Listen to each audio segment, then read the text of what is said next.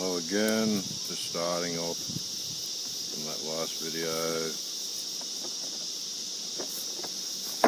due to the fact that we can't put too much on at once. That's the empty super with the clearer board. We put that down first, then we put the full super on top. The bees make their way out of the full super down through the vents, which is a one-way vent. There's a lid full of bees. That's a good thing. The more bees you got in the hive, the more honey you'll get. With a lid full of bees, depending on the conditions, you can put 2 empty supers underneath the full one that you put on.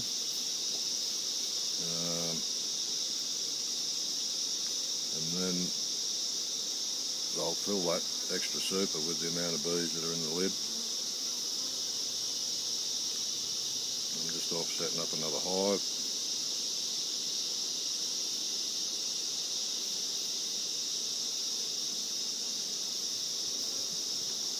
It takes the bees a little while to reorganise themselves after you've lifted their full box, gone through the bottom, taken that burr comb off the top of the bottom box frames. And it's just a little bit of organisation for them to get their house back in order because you've lifted their full box of honey. And they're a little bit disorganised for a period of time, not too long. They get their act together pretty quick.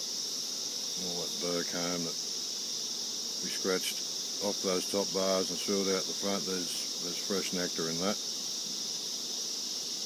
So there'll be a mob of bees that will get out there and suck all that off and bring it back into the hive. By the time they're finished, it'll be dry. We generally go along later on and pick it all up, and it goes into the wax melter up in the extracting shed and gets rendered down into pearly white wax, which we put in moulds. I'll show you that a bit later on, how we do the wax process. The wax is actually a byproduct of the honey getting process. We get paid reasonable money for it at times. But most beekeepers will collect it until they've got a few tonne of it. Wait till the price goes up a little bit and unload it, because it does become a bit of a nuisance in the shed.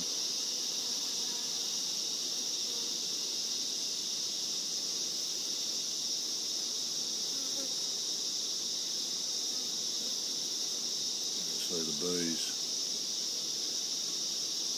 all hanging out the front of the entrance there. They're communicating with the inside of the hive. Sooner or later they'll all sort of make their way in, and they won't be clustered there because they've got that empty super, which they'll get up into that through the excluder. And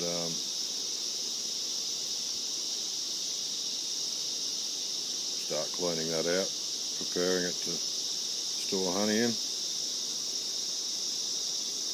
And it also gives them a fair bit more room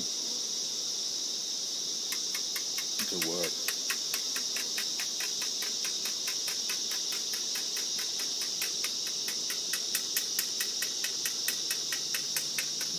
They continue to bring their nectar in, and also their pollen and their propolis, if they're using propolis to close up any gaps,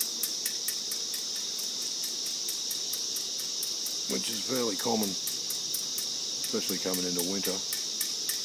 Summertime they don't do a lot of it, but the propolis is like tree sap, and they turn it into,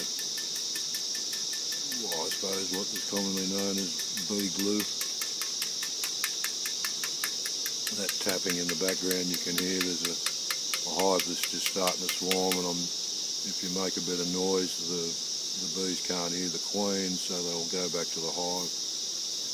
Anyway,